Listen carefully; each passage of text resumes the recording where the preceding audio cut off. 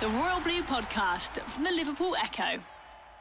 Hello and welcome to a brand new episode of Analysing Everton. It's the first episode of 2020 and it's actually the first episode for a good few weeks now.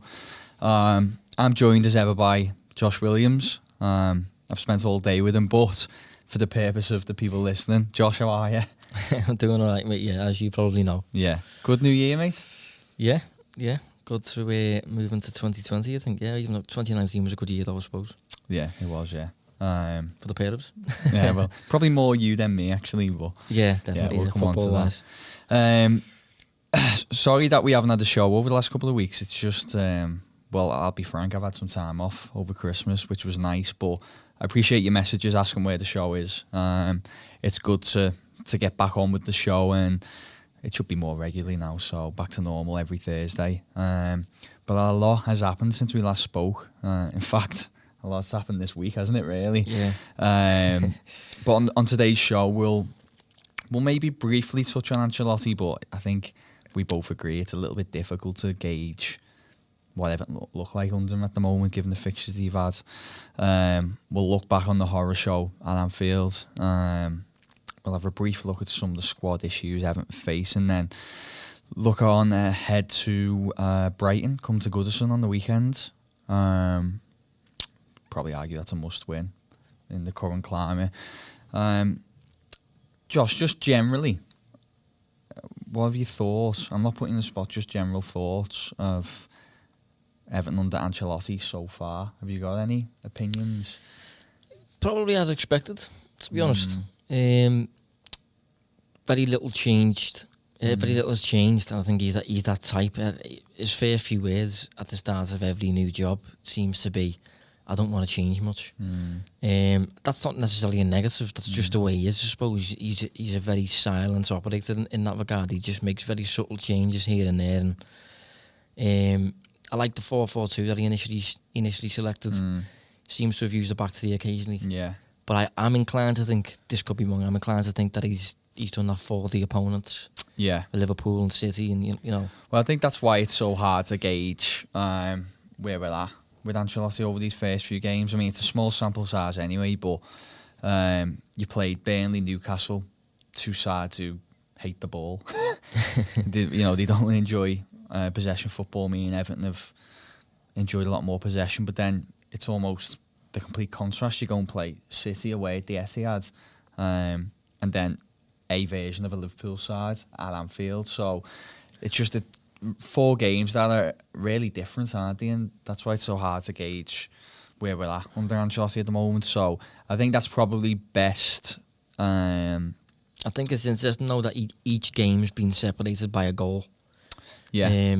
Obviously, 2 wins, 2 defeats. Yeah, but even the defeat was a 2-1 loss. Even the Liverpool defeat was a 1-0 loss. Yeah. So I think moving forward, certainly up until the end of the season, I think Ancelotti's probably got the mindset that he's probably going to have to focus on the defence if he wants to secure results in the short term. Yeah. Because I think it's unrealistic to expect Everton to be scoring over 2 in a match, just simply because of the attacking options available. So you're probably going to see a lot of 1-0s, 2-1s, 2-0s, 1-0s, and that sort of thing. I don't think you're getting beyond that. Yeah, I think what he'll be trying to avoid is what burnt Silver a lot this season, of leaving too many games to chance and the tangibles going against you.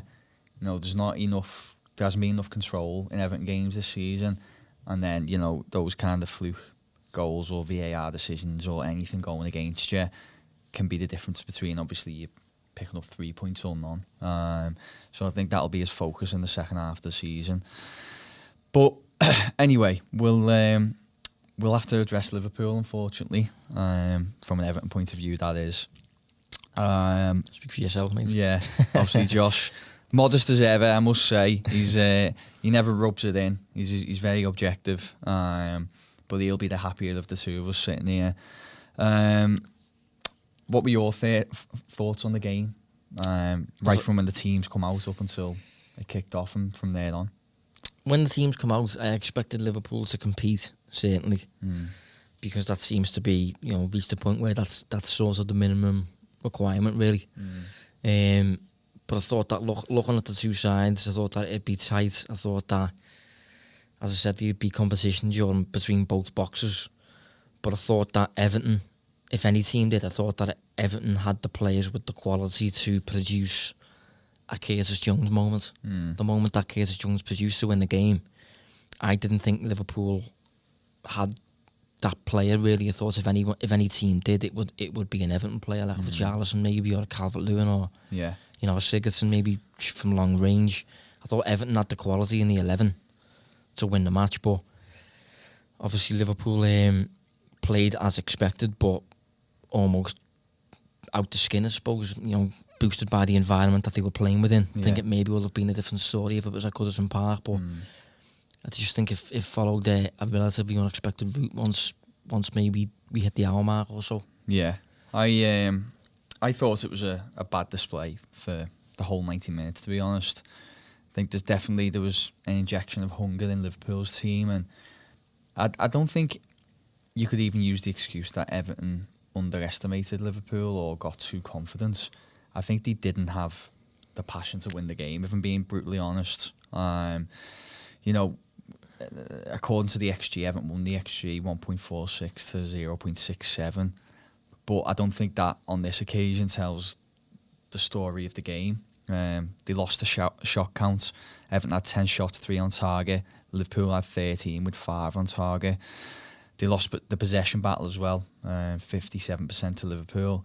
They were just the second best side on the day, I thought. And when they didn't convert those early chances, which to me were against the run of play anyway, when they weren't converted, I felt Everton started as a team to shrink on the pitch, whereas Liverpool were almost buoyed by it and grew into the game. I think I agree with the shrinking comment. I think they seem to freeze. Obviously, there was a degree of expectation on their shoulders, especially given the 11 that Liverpool selected, whereas Liverpool's players will have felt total freedom and no burden whatsoever. But I think it's interesting that you say that the XG doesn't capture the game, because I would actually say it captures the game in terms of the chances created by either team. Because I think Everton posted an XG of 1.46 there. The large majority of that will have been the first half, inside the first half an hour. In fact, Everton created... I appreciate what you're saying in terms of it was against the run of play, but that was because Liverpool were instilling a proactive game. They were on the front foot, high pressing, and usually, as Everton fans know, under Silva, if you high press, the byproduct of that is usually you don't face many shots, but when you do, they're quite clear cut. And Liverpool had exactly that, really. They were dominating the game, but whenever shots came for Everton, they were quite clear cut. And I think in most cases, at least one of the chances that Everton had in the early stages of the match will have found the net, but it just didn't go that way. Yeah, I think I should probably add context on the comments. Yeah, XG can often form a narrative of how games went. So if you're looking at the XG, you'd probably say Everton were the better side, creating more chances. But in reality, I just don't think they were the better side. And yeah, I think they had big chances and should have converted at least one of them. But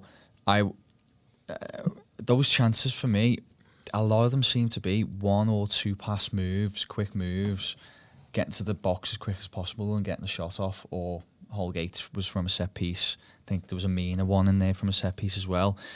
I would prefer to see Everton almost camping Liverpool in the final third, in their defensive third and dominating the game, wave after wave of attack, that type of thing. That's what I would expect from this Everton side against that Liverpool side.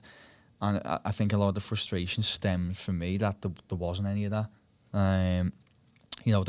The passing accuracy on the day was all over the place, and I know Liverpool pressed fairly well, but I think the passing accuracy is normally around 82%. It dropped to below 77%.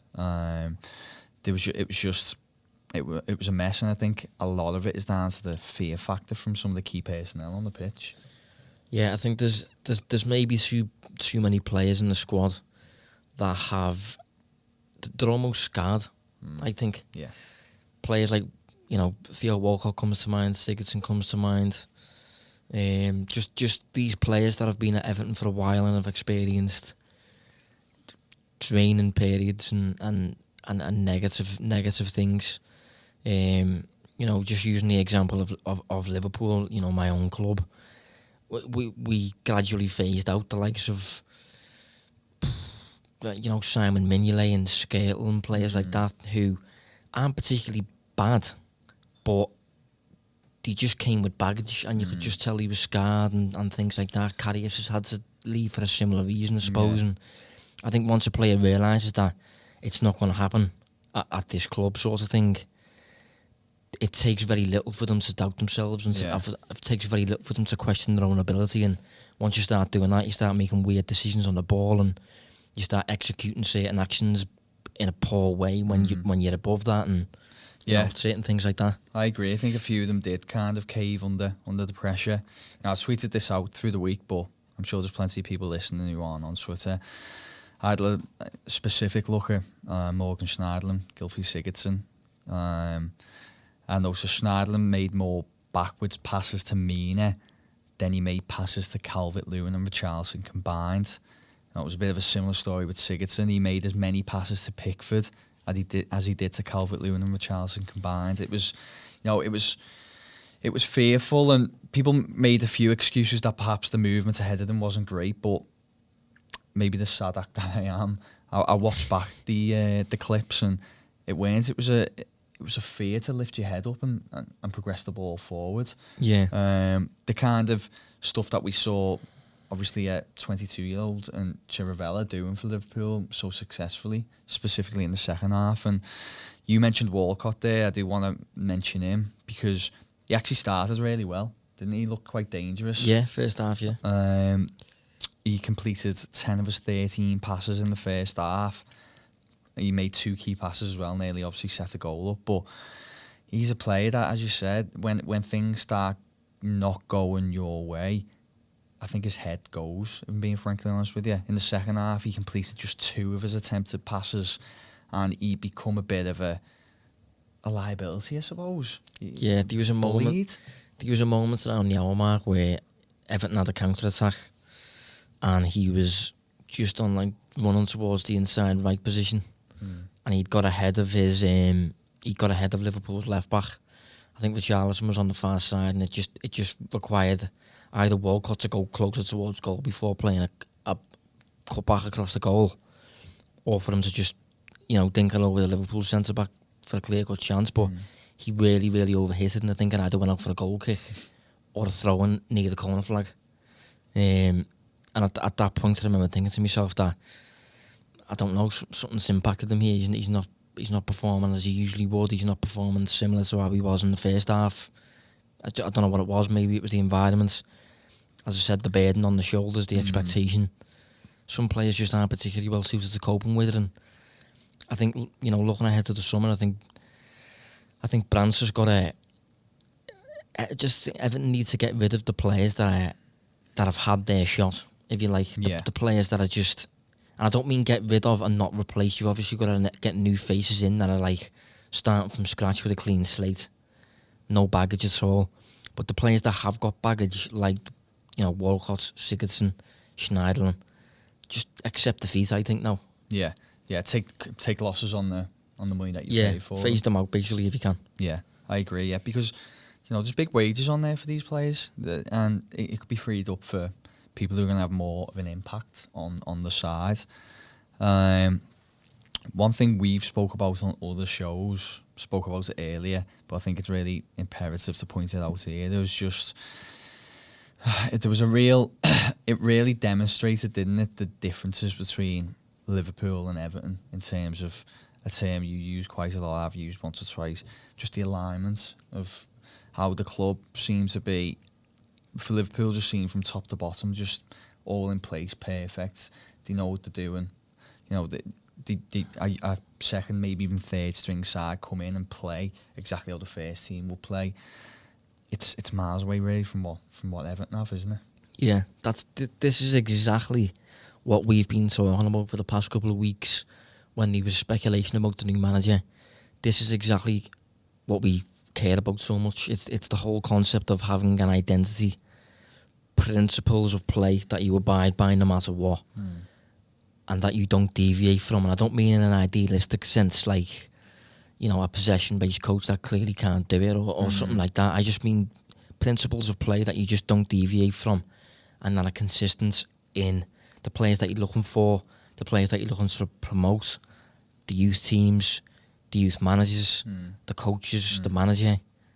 Everything is aligned with one vision in mind, and Everton don't have that. Hence why, Ancelotti, obviously, there's a degree of stature about his appointment, but and he may do well, but he's not the type to instill an identity. He's not of that mould. Hence why I wanted like an Arteta type, because he's clearly got that vision about him that you can instill throughout the club. Everton don't really have that, and Liverpool do.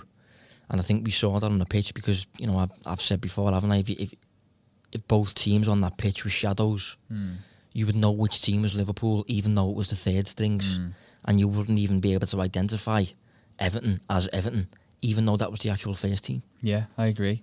And I made a point earlier that role reverse in a parallel universe where Everton in X amount of competitions and they need to rest players. As they are now, I don't think Everton's second string could go in and perform in the same vein as the first team because,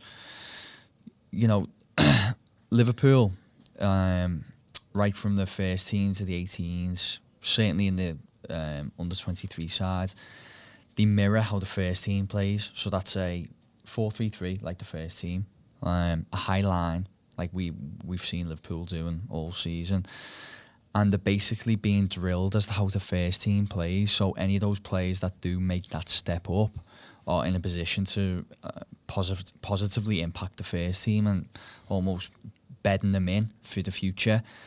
From what I've seen of Everton, admittedly, I don't. This is Everton's under 23s. I don't watch them week in, week out, but I probably watch them more than, say, the average fan. They seem to play a completely different game plan under Unsworth. They seem to sit sometimes 4-5-1s in low blocks and look to hit sides on the counter. And yet, okay, it gets results at that level, which is why they've won the PL2 2 of the last 3 years. But it's not developing the players in line with the first team. And I think that's what's something, if Ancelotti can do that, he needs to try and realign Everton with its youth sides. Yeah. Because, if there is talent in there, you can't expect like an Anthony Gordon to come into the side and perform as he's meant to in a set position when he's been playing a completely different style of that position for the youth team. Yeah, I think it's a case of like, if a youth player is promoted, make him able to come into an environment that there's no shocks for him. Everything is natural. Yeah, he's just performing as he usually would, no matter what the level, and it's fine. Yeah. Whereas if you promote a kid from a youth team of the same club, but the style is completely different between both teams, that player is going to get a bit of a shock when he starts having to do things he's not used to doing. Yeah. If a player has to start defending on the halfway line, for example, when he's used to soaking pressure, it's going to be a shock to the system. Yeah. You may make mistakes and things like that. So it can impact the transition, can't it? And it's already tough enough anyway. That these are small details that Everton aren't adopting, and the clubs who are better ran are. Ancelotti's kind of been there and done it all, so we're hoping he can kind of arrange this with brands, or it may already be wheels in motion. We don't know, but it's something that they definitely need to look at going forward. But yeah, it was a really bad result, and I think it's going to be detrimental for a few years. Actually, I think it was that bad because although they would have beat a weekend Liverpool side, I think that would have got the monkey off the back, wouldn't it? If they wait since '99, and I think it could have made the Anfield derby a lot more competitive in years to come. But again, I think they're going to be really weighed down by the burden of this bad record they have there. And that's what I mean by the whole concept of players being scarred. Yeah. I think certain players that I've experienced, like any Everton player in that couldn't see not experienced that alongside the Origi moments, alongside the Mane moments at Goodison Park. The 5-2 last month, Yeah, it sticks with you. Yeah, I agree. There's a few Everton players in there that have experienced all of those, and it will be in your mind. It'll haunt you if it's allowed to. Another player who I imagine would be haunted by Liverpool that I'll just touch on now very briefly. Firstly, a segue into talking about him. Do you put any blame on Jordan Pickford for Curtis Jones's goal? No. No. I wouldn't blame him. I don't think... I mean, it goes in off the bar. Yeah. Do you know what I mean? I thought it was a great strike, and I'm actually... Yeah, ridiculous finish, yeah. I wouldn't remove Pickford from blame full stop as a player. But for that goal, I think it'd be a bit harsh. Do you think he struggles a little bit with emotional games? Because obviously what happened at Anfield last year, I thought he looked a bit shaky throughout against Liverpool on Sunday. I don't know if you agree. Newcastle last year, he was a bit of a mess. He gave away a penalty and was kind of a big factor in the 3-2 defeat that they had. And then there was talk that in the tunnel afterwards, he cracked a joke to Curtis Jones about that was a good cross or whatever, or a lucky cross, something along those lines, which no matter what context, whether it was a joke or whether it was a jibe, you just don't want to hear that, do you? I've just been embarrassed in the derby. No. I mean, I'm going to be blunt. I think he's a bit of a loose cannon, personally. I think he's not that much of a serious player. I think he embraces the drama and he embraces the adrenaline rush of certain moments when you need a goalkeeper to be... Any goalkeeper that is never in the spotlight is probably a good goalkeeper. And I think Pickford embraces spotlight moments, and you can just tell by his actions and the way he carries himself, and he's just a bit of, as I said, just a bit of a loose cannon, a bit erratic, a bit eccentric, and you just want your keeper to be absolute vanilla, almost. No, I get it, and he's just not that, is he? No. I wrote a piece earlier this week on him. You'll find it on the Liverpool Echo. It was a couple of days ago now, but I'm sure if you type in Jordan Pickford and my name, Liverpool Echo will come up, and it was a real drill down on his numbers over the past 12 months in this season. Because I've suspected for a while, if I'm being brutally honest, that he isn't performing at a great level, and in fact, according to the numbers, he's performing at a below average level. So yeah, do check it out and see what you think. Let me know. But he's someone that I don't think he urgently needs replacing, but I think Ancelotti will be keeping an eye on him over the next 6 months. That's the thing with him. Although he's a loose cannon, and for me, from my perspective, he's incredibly frustrating. I would not like him between the sticks of my goal. It's a weird one because he's okay. English, homegrown. You paid 30 million for him. There's bigger problems, so it's a difficult one, isn't it? In terms of like, do you really go about replacing this player, or do you just bear with him, or it's a difficult one what you do with them. I think with goalkeepers, I think it's just better to potentially purchase them when they're mature or matured. I think it's difficult for young goalkeepers to come in. I think they have many teething issues, and their career trajectory doesn't seem to work in the same way as an outfield player. I think Joe Hart was a fantastic example. Joe Hart looked one of the world's best in his early 20s, and by his late 20s he was shipped out, and now he can't get a game at Burnley. And I just wonder, Jordan Pickford's only 25, but he's played a lot of Premier League games. He looks to be veering off a little bit form-wise. I don't know if he's going to be perhaps the goalkeeper Everton were hoping he would be. No, I'm the same, yeah. I think he was signed with obviously a degree of potential. When he was signed, he appeared as though he was a driven character to me. Obviously a big shot stopper at the time, because he was getting plenty on his goal because Sunderland was such a bad side at the time. Yeah. But I agree. I think who's the goalkeeping coach at Everton? Maybe that's to do with it. But I don't think he's progressed. I think he's still roughly at the same level, if not worse, than when Everton signed him. Yeah. And he's just the type to, I think, probably cause you more problems than he bails you out. Yeah. If you see what I mean. Yeah, I agree. I suppose we'll thankfully move on from Liverpool, but we will stay on the subject of players, because I think it's been a bit of an eye-opener over the past week. about what Everton kind of have squad-wise. Now, I don't actually think Everton have bad players at all. I think they have a decent squad on paper and some good technical players and a decent mixed bag. Not great, but decent. I think they're certainly in the top 10 in terms of squad quality, but I think they are hugely missing the psychological aspects of the game. You know, I think they are mentally weak across the board. With that in mind, Josh, I've got a few thoughts, but I'm interested to see what you think. Do they potentially need to veer away from looking at talent alone or data alone and start focusing more on the psychological aspects of the game going forward in terms of recruitment? Well, this is it. I mean, we don't exactly know how much that comes into play at Everton. Last season when Fulham got promoted, for example, Fulham signed loads of players. I think their owner's American and they're obviously very data focused, and it was clear that he signed a load of players that show up really well according to the numbers. Players like Zambo and Gita from League One. It was clearly a data signing. Joe Bryan, I think, was clearly a data signing. I think they got him from Bristol City or Bristol Rovers. But the Fulham didn't really consider the concept of culture and the concept of personalities and things like that, and as a consequence they ended up going down because plenty of those signings, you know, didn't gel or whatever it may be.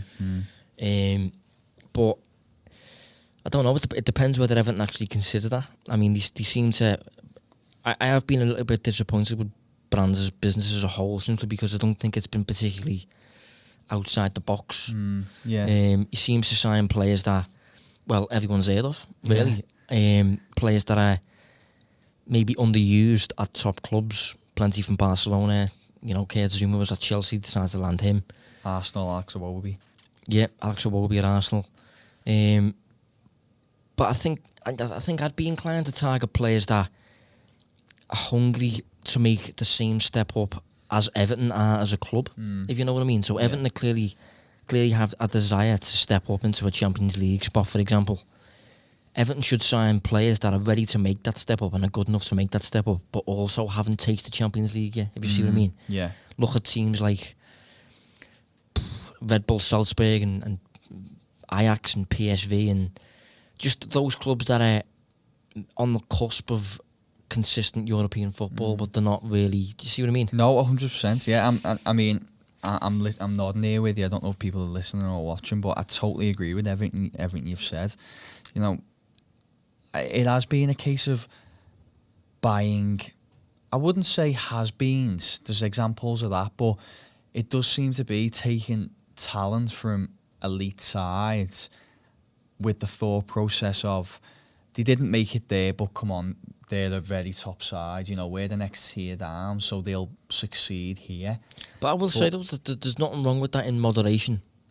It's just when that's your primary. Well, I was just focus. about to say, yeah, it seems that has basically been the case for nearly all Everton's recent signings. And one big issue I have with the same is I look at those players who are talented and haven't made it those clubs, and it does make me question their psychological prowess, because I think, you know, you have not been able to compete with like very hungry professionals around you who strive to be the best and to succeed, and within that environment you haven't been successful.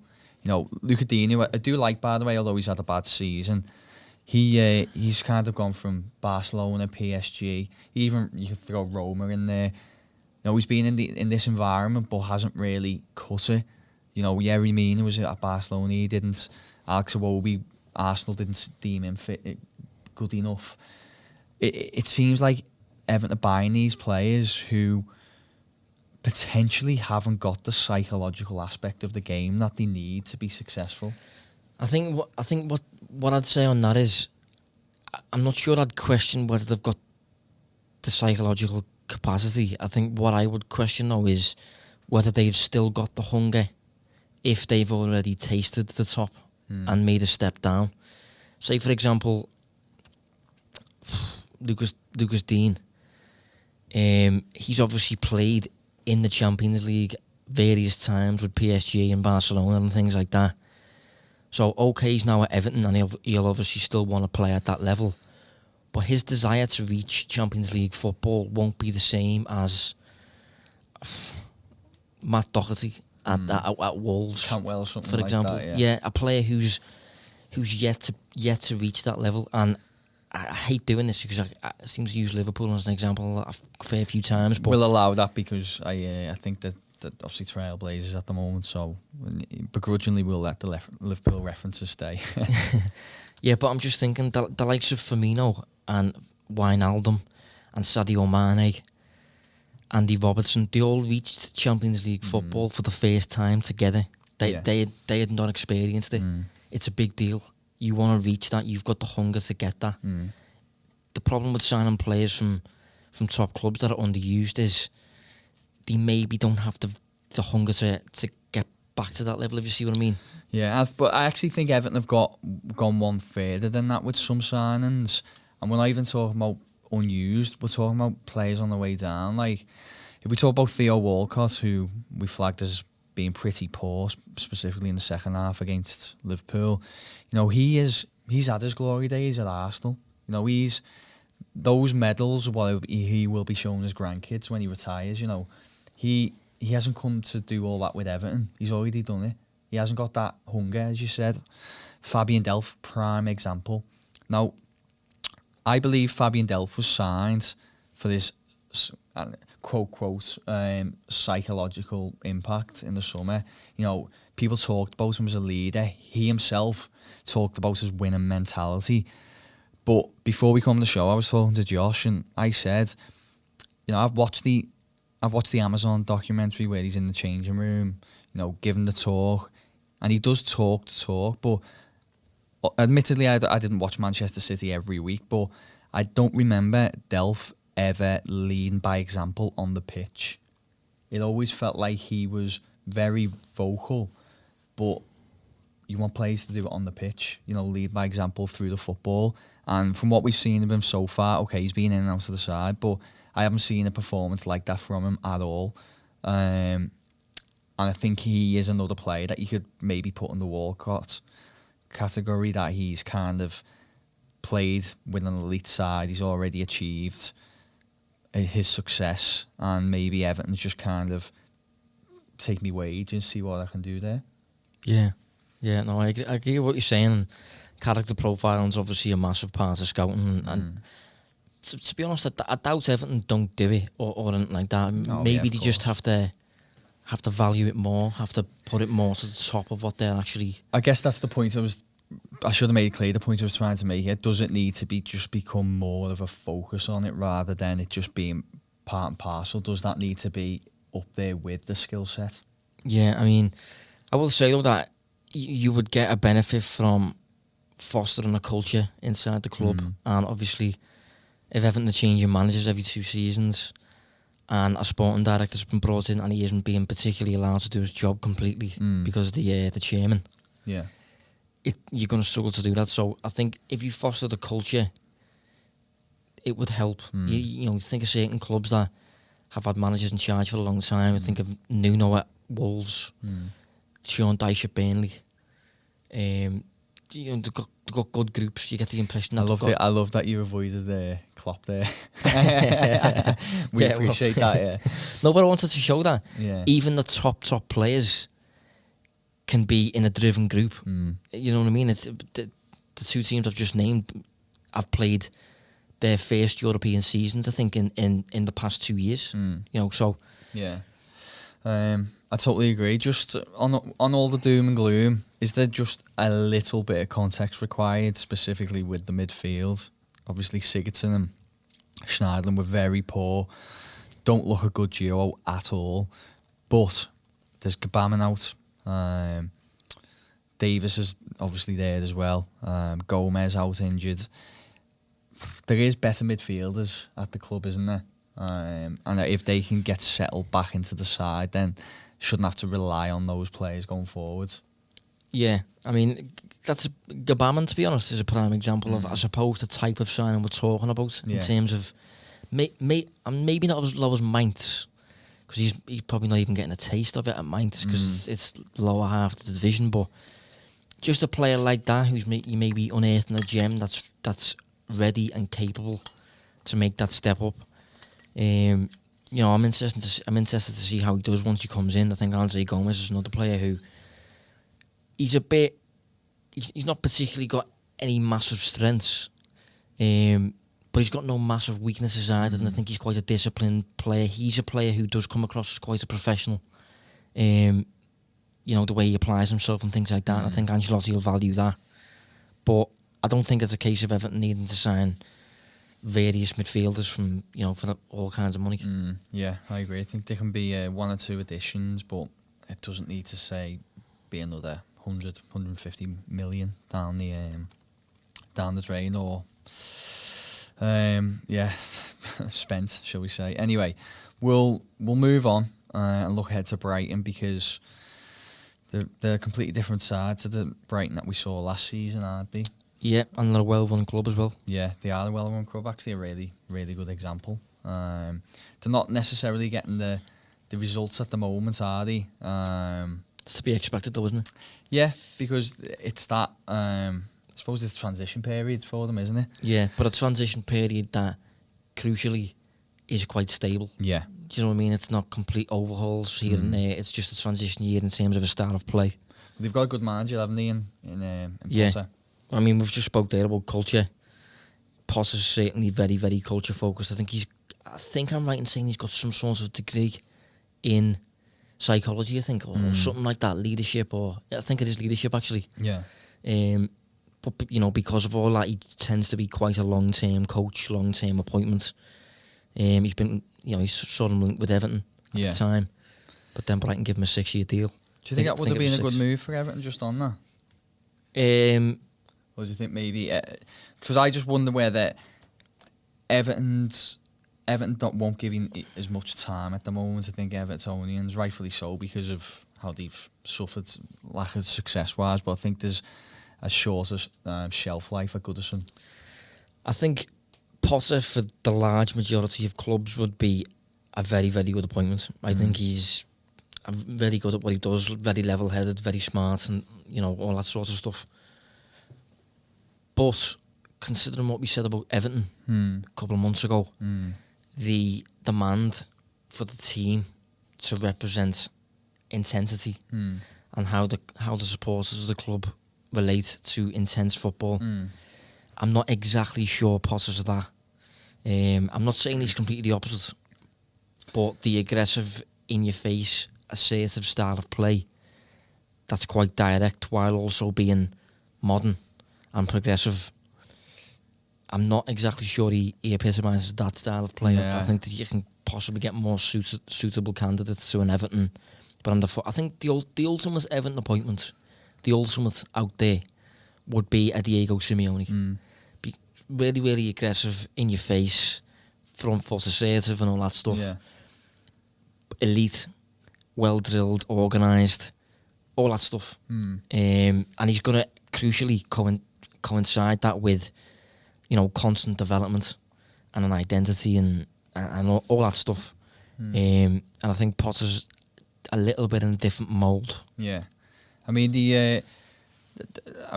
fans are more than happy with Ancelotti, so we're not flying the flag for Potter. It's just an interesting subject. But yeah, he's come in and he's installed a bit more, as Josh said, really. A bit modern game.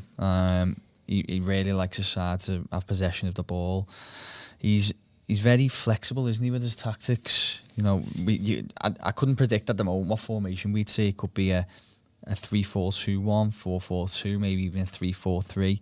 He does seem to adjust to nullify the strengths of the opposition. So it'll be interesting to see what he does line up with at Goodison. One footnote, not that we focus solely just on form, but it is worth noting he's only won 1 in 7 games, hasn't he? Yeah, but again, I think that coincides with the fact that your results are going to suffer if you're trying to develop. And this is similar to what I said when Ancelotti was appointed, and it's similar for Arsenal too. I think results will suffer in the meantime as you're going through that period of development, and then you will get to a stage where you think, okay, now we need to start getting the results to coincide with the style of play once it's been actually defined. I agree. They currently rank 14th in the Premier League, but given how tight the division is at the moment, I mean, we run through some of the rankings in various departments, you'll see that it's probably fair to argue that they're in a fair position. They could be anywhere between 9th and 14th where they are now. They've scored the 10th most goals in the division. They rank 12th in terms of XG. They've conceded the 9th most goals. XG against, they rank 13th.